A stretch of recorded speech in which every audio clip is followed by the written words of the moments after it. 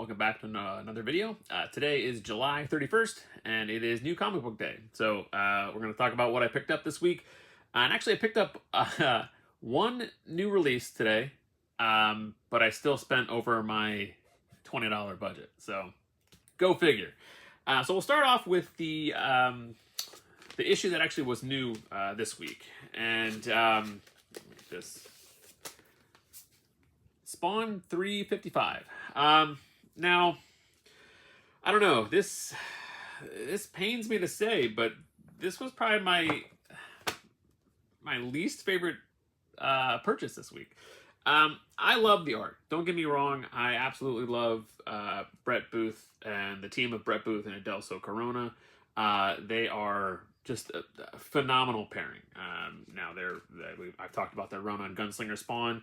And I love the way that they draw Spawn. I love that the work they produce. I just am not really into the story. There was a big major event that happened in Spawn 350, kind of reset the status quo, if you will.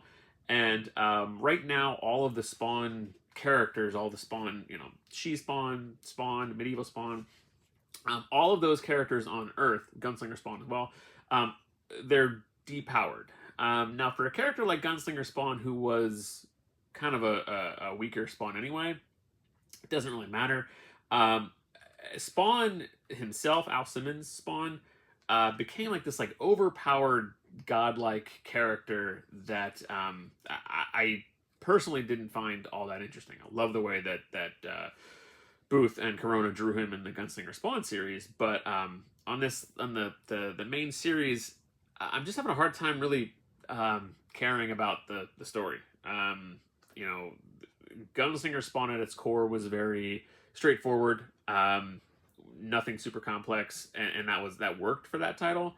But I feel like they're doing world building here, which is great for a series, but I just am not interested in it. It started out like issues 351. Spawn is currently fighting some vampires, and that's fun. I mean, again, it gives Booth and Corona something fun to draw, and that's always cool. That's again at the heart, to go back to Gunslinger Spawn. But I liked there were dinosaurs in there, mainly because Brett Booth liked to draw dinosaurs. Did it make sense for the story? It fit. I mean, whatever, because it was what it was. But it was fun. It was a fun ride. So this was it's fine. There's just a lot of characters that I'm not familiar with. I'm not, they're just not my thing. The character, the main character, kind of, I'd say that eats up a lot of the story here. It's a big reveal. Is there was a character called Jim Downing, who was he was Spawn for a while when Al Simmons died. Again, I'm not sure how that worked. There was a big gap of Spawn titles that I was not into. I didn't know what was going on. So anyway, but Jim Downing was a character who was Spawn. He has a new power set in this series. So maybe for longtime readers that have stuck with Spawn, maybe this is cool for them. For me, not so much. I have it on my pull list. But I'm probably going to take it off. And that pains me to say that. It's only $2.99. The art is great. I love it. Absolutely love that art. But I'm just kind of discovering some other things that I'm enjoying more. What I might do is, I don't know. I might still get the Spawn issues digitally, just because it's fun to kind of just look through the art. But actually picking up physical copies, I don't think I need them in my possession. So, all right. So the other things that I picked up are four comics that were not new this week. They've been kind of on my radar. Haven't talked about them a lot here. But let's see. Let's start with this one. So, Uncanny Valley #1. I had wanted my shop to get this in when it came out, but he didn't. Because there's a lot of titles, but this one I knew I would be interested in from the hearing the concept, and the concept is it's about a young kid who is having a hard time fitting in. Some weird things are happening to him. Starts off the scene the first issue is there's like three of his him and two buddies are sitting on a bridge, and they all jump off the bridge, and the two of the kids break their legs, and the main character of the story, which I forget his name honestly, his name is Oliver. Oliver is his name, and he does not get hurt when he jumps off the bridge, and then he gets called into the principal's office, and his mom is there, and talks about some other weird things that happened to him. That he had this was his third strike. He they're saying he's instigating some trouble. And one of the three strikes was he explains it that he ate a kid dared him to eat like a hot pepper, and he ate the hot pepper, and then he heard a whistling sound, and then fire came out of his ears, I think it was, and then set his school lunch tray on fire. So, which again is a classic cartoon, trope, I guess. But so what you learn in the first issue here is that he doesn't know his family. He knows his mom, and that's it. He doesn't know his lineage, and he finds out that he is actually descendants of a cartoon. That's his grandfather and his mom's dad. So it's a really fun concept. I'm not sure where it goes. I read the first issue, really enjoyed it. The Dave is by Art Wachter. The art is by Dave Wachter, and he did the Planet of the Apes series not too long ago. He also did there's a new Punisher series. Didn't read that, but I read the Planet of the Apes. And actually have some of the art from him. So it was on my radar when I saw it revealed, but then finally he got them in this week. So yeah, really looking forward to reading this one some more, and I'll continue getting that one. Again, he the shop owner, I think there's issue 4 is out, up to 4, it's 3 or 4, and he said he got him in this week, and he already sold out of the copies of issue 2 that he ordered. So yeah, so hopefully he can get some more in, but I would like to get issue 2 and then read it from there. Yeah, and it's just that's the kind of it's the stuff that I'm enjoying right now. I'm enjoying discovering these kind of off the beaten path stories. This one was released by Boom Studios, so and there's that one. And then the next one that I picked up is I've heard really good things about this so far. Is Grommets #1, and this is written by Rick Remender, and also written by what's his name, Brian Posehn, the actor dude, and art by Brett Parson. And I was not really familiar with Brett Parson art, but I really dig this. This is really good. It is essentially it's a skateboarder story set in the 1980s, and it's about again kind of like I think he's the new kid to the school, and he gets picked on, bullies, and then he discovers like a skateboarding friend, and then it's just about them kind of getting to know each other, and it just seems I have no idea where it's going to go. It seems fairly straightforward. It's just like it's like a coming of age kind of story, set in 1984, and it features a lot of skateboarding. So, I'm on board. 7 issues. Real quick, one thing I forgot to actually mention, the biggest selling point, or what I enjoyed most about the story, was that it's funny. It's got some great humor, just kind of teenage antics. But yeah, the humor in it I really enjoyed, and that's the main thing that'll keep me reading this one. I'm on board. 7 issues of this one. I will. I would continue getting these. Some of these, what I might end up doing is, if I don't get every single issue, I'll end up just probably picking up trades or buying like the digital copy of the trade. But for now, I think I'll keep buying the single issues because that's fun. 7 issues, if you tell me how long a story is and it's reasonable and I enjoy it, then I can swing that. You know, if it's an ongoing story that just I don't know where it's going, then you have to do a lot more to kind of, I think, keep me interested. So, all right. So the last two issues or last two comics I have are somewhat related, but also not. So the there's a story for you. Last night I was watching the collector interview on Comic Art Live, and his name was Steve M.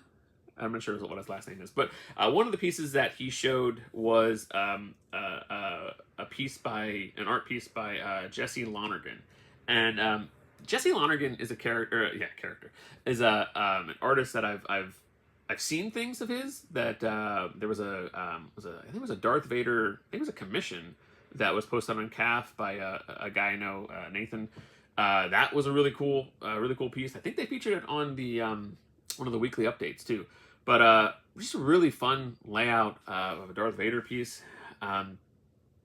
Anyway, so I got to thinking, like, what else has he been doing? They were talking about his new art rep, so I was checking out the site, and I saw that he did a story in the Teenage Mutant Ninja Turtles Black, White, and Green.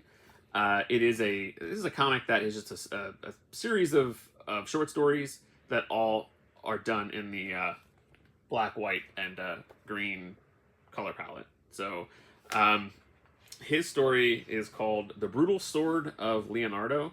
And to be honest with you, I haven't read there are 4 stories in here. I just read the one that he wrote, The Brutal Sword of, or he didn't write it, he drew it. No, actually, I lied again.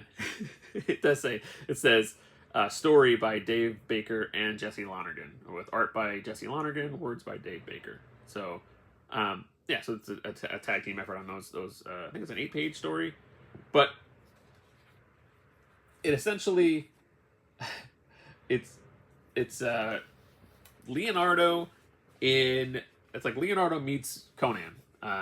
He gets sucked back in time to an alternate dimension.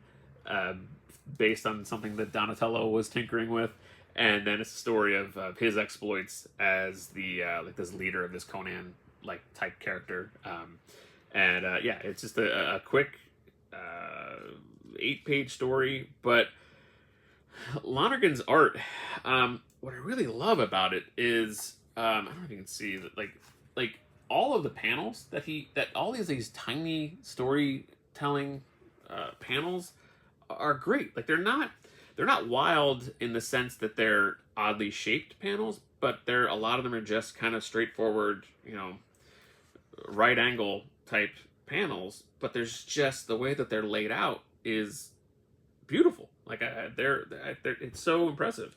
And they're not all. There's some other things that they're not all like straightforward right angle panels. There's some like circle panels there, but it's just so inventive. Like I think that's really great, the way that he weaves in the story in those tiny panels. It was really visually interesting, and that's why I decided to pick this issue up today, just so I can get it in hand and take a look at it. Because I saw the art pages, but then I wanted to see the actual published comic. So yeah, I love that this specifically. It reminds me of kind of like a classic Turtles comic with like a mix in with the flair of like Stan Sakai, like the Usagi Yojimbo, that kind of whimsical approach to the characters, and I love it. I love that it also. I love the Teenage Mutant Ninja Turtles Turtles in Time video game, and this kind of reminds me of that because he's pulled into back in time to this kind of sword and sandal kind of fantasy time period. So yeah, that was really fun. I enjoyed this. I'm not going to. I'll put it in here. I'm not going to tape it up because I want to. I do want to read the rest of the stories. And I know I didn't talk about the other ones because I just don't know. That's just what I read so far of it. So, and then the last issue that I picked up to piggyback on the Jesse Lonergan newfound love is Man's Best #1. Now this is, I think there's 5 issues out, 4 or 5 issues out currently. But this is a story. It's about these 3 emotional support animals, 2 dogs and a cat, and they are aboard a like a spaceship. It kind of like starts out that they're kind of like a Star Trek holodeck. If you know, they're like training to attack these like big metal monsters, and they call them clangers. So they're talking to each other. I love their dialogue. It's just it's basic. You know, they don't know names for certain things, so the way they describe things are fun. But yeah, I enjoy that. So anyway, they're on this kind of holodeck thing, and then you realize they're on a spaceship. They're out there looking for this planet that had disappeared, and then what it leads to is the ship, you know, crashes, and they have to set out on an adventure to rescue their humans. There's two characters that you see, 2 human characters you see in this issue mostly. There's the scientist who is their owner, and then she talks about, you know, just it's about her relationship with the animals. And then you see that her love for them, and there is the ship's captain who she is also in love with, and he's this kind of like cold individual, seemingly cold individual, and yeah. So the ship crashes, and then they go on like it's described in the letters column as like a, what is it, Homeward Bound meets Stray Dogs, and I've not read Stray Dogs, but you know, it said, yeah. So it's Man's Best is Homeward Bound in space, 1/3 saga, 1/3 Stray Dogs, 1/3 pure Jesse Lonergan genius, and you know, that the genius label gets tossed around a lot in the art world, but so far what I've seen, I really am impressed by this art. So. Yeah, it's a story I'm looking forward to picking up the rest of these as well. So, you know, for an off week where I only was expecting to buy, I think, Spawn, which for the $2.99, I ended up, you know,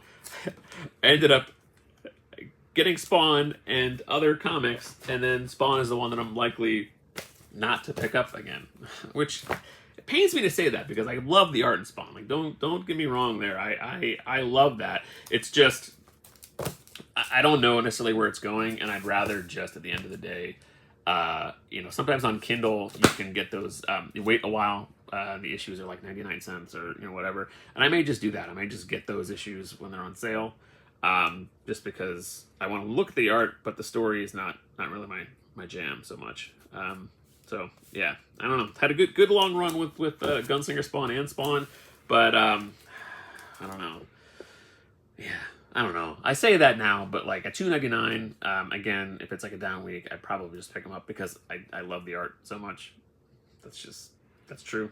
I don't know. We'll see, and you'll find out. So yeah, there's a look at what I picked up this week. Really happy with what I've discovered this week. So yeah, a couple new series that they're the things that I like seeing. I like seeing like a new, you know, a new story, a new artist. So anyway, thank you very much for watching this one, and I will see you soon.